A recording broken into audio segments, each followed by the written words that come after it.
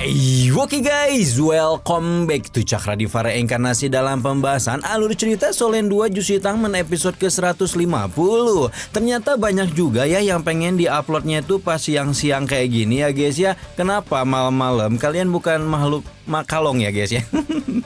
Nah, seperti biasa kita review dulu pembahasan alur cerita episode sebelumnya, di mana Yuho yang telah sampai di kota Mingdu tiba-tiba saja mendengarkan beberapa cerita aneh dari Dubushi, termasuk salah satu tentang putra mahkota kekaisaran Ryu yaitu Su Tianran. Yuho sedikit menebak-nebak kenapa ketua sekte tubuh itu sampai menyerahkan metode rahasia kultivasi sekte tubuh kepadanya, dan ternyata tebakan Yuho merupakan sebuah kenyataan karena setelah berhadapan dengan Long Xiaoyao beberapa saat, Dubushi memutuskan untuk membakar api kehidupannya sendiri yang akhirnya akan memicu ledakan inti jiwanya. Yuho masih berusaha untuk menghentikan Dubushi karena orang yang paling diuntungkan dalam peledakan diri ini adalah Ye Shishui yang memang sudah menunggu tumbal-tumbal baru untuk menara dewa kematiannya. Apakah Yuho berhasil menghentikan Dubushi? Nggak usah lama-lama, langsung aja kita terobos. Di tengah ledakan dirinya, Dubushi masih sempat mengaktifkan teknik roh ke-6 miliknya sebelum kemudian mengingatkan Long Xiaoyao bahwa Ye Shishui telah salah menilai Su Tianran. Kaisar Matahari Bulan itu pasti akan menyelamatkan seluruh prajurit dan rakyatnya demi mempertahankan kedudukannya sendiri, di mana hal itu akan memicu pertentangan kekaisaran Ryu dengan sekte Roh Kudus yang memilih untuk diam menonton. Dubushi berkata bahwa penyesalan terbesarnya seumur hidup adalah tidak bisa mengalahkanmu ketika kepala Akademi Shrek itu telah mengorbankan hidupnya sendiri demi melindungi murid akademi, warga kota, juga seluruh umat manusia dari gelombang monster. Sekarang apabila dengan ledakan dirinya bisa membawa mati Su Tianran, maka Dubushi sama sekali tidak menyesal kalaupun harus pergi dari dunia untuk selama-lamanya. Tepat ketika Dubushi mengatakan itu, tubuhnya sekali lagi membengkak 2 kali lipat dan urat-urat dan pembuluh darah di tubuhnya mulai menonjol sebagai tanda bahwa proses peledakan tubuh akan segera dimulai. Situasi menjadi kacau balau ketika peledakan diri Dubushi dimulai, di mana Su Tianran meraung marah ketika menyebut bahwa iblis kotor seperti mereka berani menyinggung keagungannya yang sudah diberkati oleh langit. Luapan energi dahsyat meletus dari dalam tubuh Dubushi dan mulai menghancurkan seluruh bangunan di sekitar altar persembahan. Juzi menatap Su Tianran penuh kekhawatiran, sementara orang yang ditatap tengah mengangkat pedangnya tinggi-tinggi dan bersiap untuk mengaktifkan cahaya perlindungan langit bumi bersama dengan raungan naga ungu penghancur langit. Naga penghancur itu meraung ganas ke arah Dubushi, namun kekuatannya jelas masih tidak dapat disandingkan dengan ledakan diri seorang Limit Doluo. Su Tianran juga seolah pasrah ketika melihat letupan-letupan energi kecil sudah mulai muncul di permukaan tubuh Dubushi, menandakan bahwa tubuh ketua sekte Benti itu akan segera meledak. Sementara itu 4 pilar cahaya emas mulai menyerbu ke arah altar persembahan, di mana 4 pilar itu merupakan wujud perlindungan langit matahari bulan yang sebelumnya diaktifkan oleh Su Tianran. Di sisi lain, Dubushi sudah tidak lagi memikirkan apa yang akan terjadi selanjutnya karena saat ini dia sadar benar bahwa waktunya telah habis, dan oleh sebab itulah dia menyenandungkan selamat tinggal kepada benua Doluo, sekaligus juga bersiap untuk menemui rekan-rekan dan keluarganya yang telah lebih dulu pergi mendahuluinya.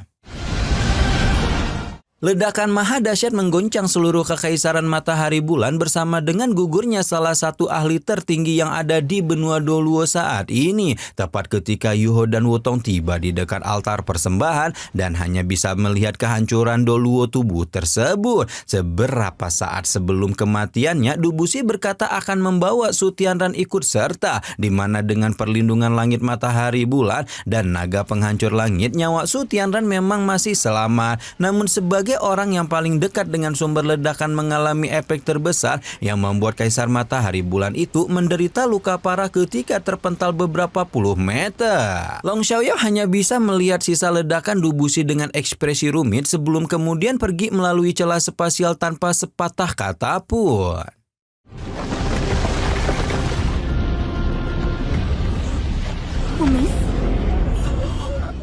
Nah, yang membuat rakyat Kekaisaran Ryu takjub adalah ternyata mereka tidak terbunuh oleh ledakan dahsyat yang baru saja terjadi karena cahaya perlindungan langit matahari bulan sudah lebih dulu melindungi mereka. Di tengah ungkapan takjub itulah Juzi berusaha meredam gejolak internal Kekaisaran, berdiri di puncak tertinggi dengan pedang matahari bulan di tangannya, sebelum kemudian melepaskan suara menggelegar ketika berkata bahwa Yang Mulia Kaisar telah mengorbankan tubuhnya sendiri demi melindungi semua orang. Para iblis yang menyerang mereka telah musnah, namun Yang Mulia Kaisar juga terluka parah. Karena itulah dia sebagai dewi perang yang diangkat oleh Su Tianran menyatakan bahwa selama ada dirinya maka cahaya matahari bulan tidak akan terkalahkan.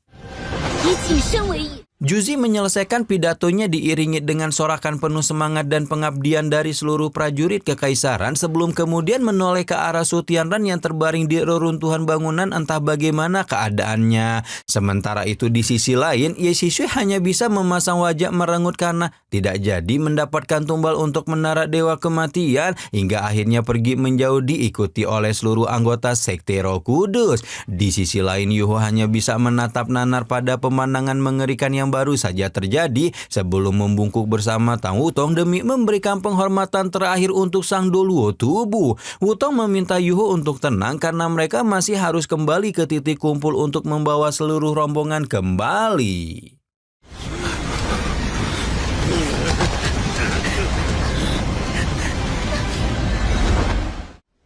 Di titik kumpul beberapa master dunia roh termasuk dua Doluo dari Sekte Benti yang sebelumnya mengemban tugas untuk mengacaukan altar persembahan dipenuhi duka ketika melihat Dubushi meledakkan diri karena memang sepertinya tidak ada yang mengetahui rencana tersebut. Yuho meminta semua orang untuk menelan kesedihan mereka untuk sementara waktu dan tepat setelah Tian Yang datang bersama dengan rombongan, Doluo tertinggi Kekaisaran Doling itu dengan nada rendah mempersilahkan Yuho memimpin perjalanan. Yuho mengangguk paham dan berhubung memang situasi Kekaisaran Ryu sudah sangat waspada, dia tidak mau membuang waktu ketika buru-buru mengaktifkan teknik simulasi untuk membawa semua orang pergi dari tempat ini.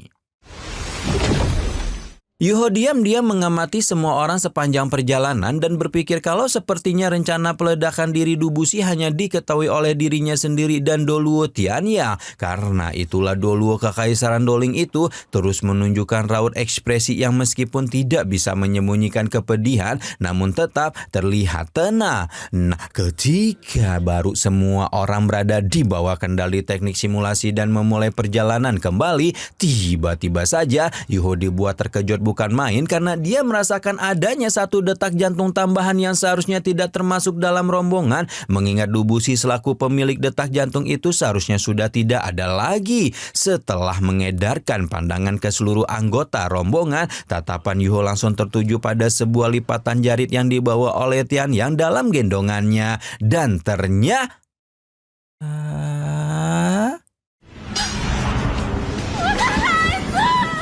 Ternyata jarit itu berisi putra mahkota Kekaisaran Matahari Bulan. Siapa lagi kalau bukan Su Yunhan yang membuat Juzi auto meraung penuh kekhawatiran karena melihat putranya tidak ada di kamar. Tian Yang menjelaskan bahwa ekspresi ini memiliki dua misi utama, yaitu membunuh Su Tianran sekaligus menculik Su Yunhan untuk menghentikan pewarisan tahta Kekaisaran Ryu dan menimbulkan gejolak internal. Namun penjelasan itu auto membuat Yuho naik hitam dan hampir meledak karena tidak menyangka bahwa rombongan yang dia bawa telah melakukan tindakan sebegitu keji dengan menculik seorang bayi tak bersalah seperti ini. Kalau tidak buru-buru dihentikan oleh Wutong yang memintanya tenang sebentar karena mereka masih berada di wilayah Kekaisaran Matahari Bulan.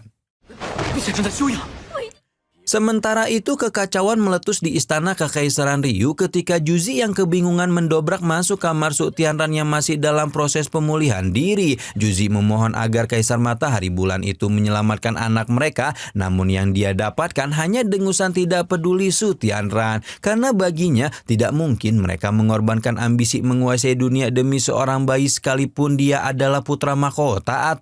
Bahkan Su Tianran berpikir bahwa surga benar-benar menyayanginya karena dia masih diberikan hidup di mana selama dia hidup maka putra mahkota kedua pun bisa diciptakan. Juzi menggeleng kuat-kuat ketika melihat kegilaan Su Tianran karena Su Yunhan tidak akan bisa digantikan oleh siapapun, namun hal itu justru membuat sang kaisar menjadi murka.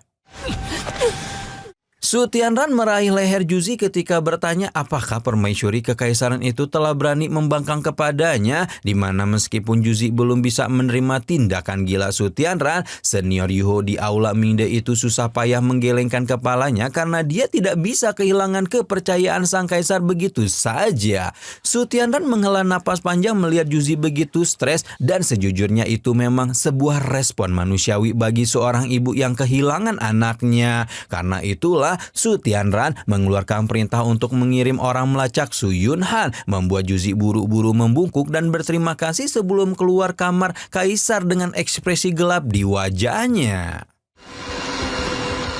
Sekeluarnya Juzi dari kamar Su Tianran, permaisuri kekaisaran Ryu itu langsung berlari secepat yang dia bisa untuk menemui sosok misterius ketika bertanya apakah proses yang sebelumnya digunakan untuk melahirkan Su Yunhan tidak bisa digunakan lagi. Tampaknya Juzi sudah putus asa akan keselamatan Su Yunhan dan berniat untuk menciptakan Su Yunhan kedua seperti yang sebelumnya dia lakukan. Namun si sosok misterius berkata dengan tegas bahwa menciptakan kehidupan dari kehampaan adalah telah melanggar hukum dunia, dan karena itulah mereka tidak mungkin melakukan hal itu untuk kedua kalinya. Tatapan Juzi tajam ketika melihat ke depan, berjanji apabila dia tidak dapat menemukan Su Yunhan apapun yang terjadi, maka dia akan mengubur seluruh benua bersama putranya. Oke, sekarang kita pindah posisi ke camp militer Harimau Putih yang juga diliputi dengan kesedihan dan air mata yang turun bersama hujan karena mereka tahu bahwa kepulangan rombongan para Doluo menandakan bahwa Dubushi telah menyelesaikan misi kehancuran dirinya. Dai Hao mengajak semua orang untuk masuk camp utama dan mendiskusikan langkah selanjutnya. Namun Yuho yang sudah tidak bisa menahan amarah segera meledak ketika menyebut bahwa tindakan para Doluo terhormat ini benar-benar pengecut. Yuho menegaskan bahwa karena mereka gagal menghabisi Su Tianran, maka penculikan Su Yunhan yang sudah tidak manusiawi sejak awal ini tidak lagi berguna sehingga mereka harus mengembalikan bayi yang tidak bersalah itu pada keluarganya.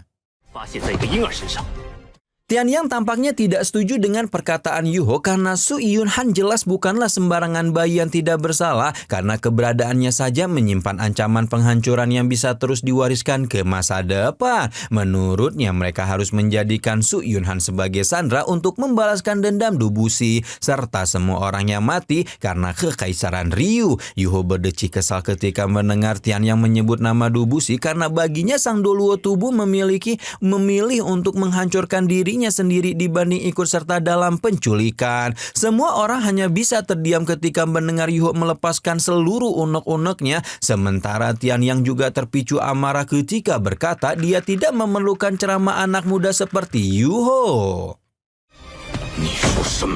Yuho masih memasang wajah sengit sebelum kemudian berbalik pergi setelah berkata bahwa dia menyesal dan merasa telah melakukan sebuah aib hina karena telah campur tangan dalam misi tak bermoral ini. Wutong menggenggam tangan Yuho erat-erat untuk memberikan suntikan moral sebelum berkata bahwa dia siap menemani Yuho melakukan apapun yang pemuda itu inginkan, meski hal itu akan membuat mereka dimusuhi oleh seluruh dunia. Yuho mengangguk paham dan tepat pada malam itu dia memutuskan untuk menghentikan misi menjijikan ini sebelum terlambat. Di tengah malam yang hening, kesunyian yang menyelimuti kamp militer Harimau Putih ketika Yuho diam-diam masuk ke dalam kamar tempat Yunhan ditidurkan.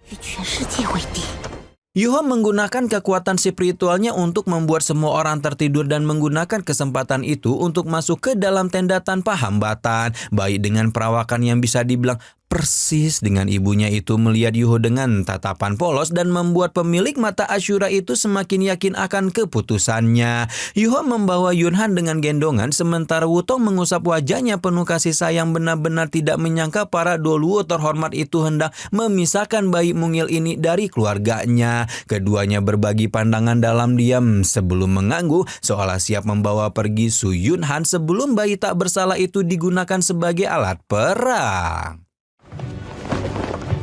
Namun sebelum mereka benar-benar pergi dari kamp militer Harimau Putih, rombongan Master Dunia Roh yang sebelumnya melaksanakan misi penculikan mencegat mereka dan meminta Yuho untuk mengurungkan apapun yang pemuda itu rencanakan saat ini. Selama Yuho mau menyerahkan Su Yunhan, maka mereka tidak akan mempermasalahkan lebih jauh dan Yuho dapat pulang ke kota Shrek tanpa masalah. Sayangnya Yuho sudah bulat dengan keputusannya ketika berkata sekali lagi bahwa peperangan tidak boleh melibatkan anak tak berdosa sebagai pion. Karena itulah hari ini dia pasti akan membawa Sun Yunhan pergi dari tempat ini tidak peduli apapun yang terjadi dan siapapun yang harus dia lawan. Gila ya guys ya. 3 Donghua dengan satu persamaan. Semuanya itu memunculkan anaknya masing-masing. Gila nggak tuh?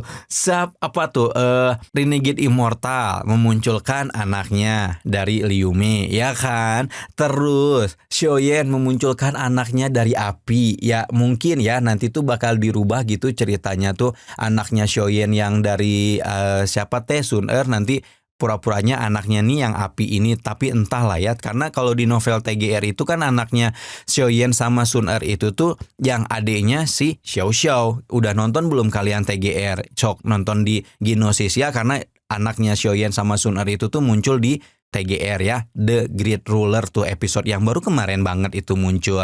Nah sekarang di Solen muncul anaknya Su Yunhan. Gelo sih. Padahal ini teh anaknya Yuho guys, bukan anaknya si Su Tianran. Pusyang lah pokoknya ya, gelo pokoknya.